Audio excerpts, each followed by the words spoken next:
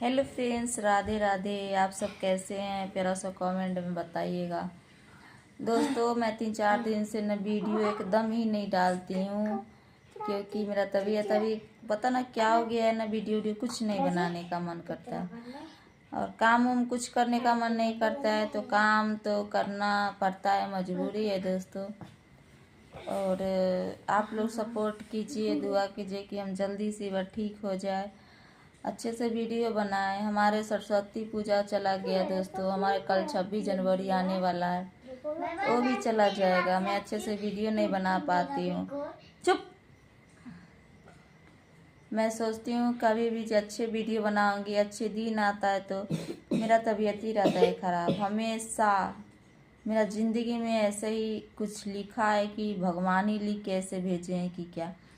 जिस दिन अच्छे दिन रहता है ना, उस दिन मेरा तबीयत ख़राब रहता है। अब देखिए कि उस दिन कितना अच्छा दिन था, ये सरस्वती पूजा। मैं उस दिन भी एक भी वीडियो नहीं डाली, क्योंकि मेरा तबीयत उस दिन तो और ज़्यादा ख़राब था। कल 26 जनवरी है, अभी तक मेरा हालत तो सही नहीं लग रहा है।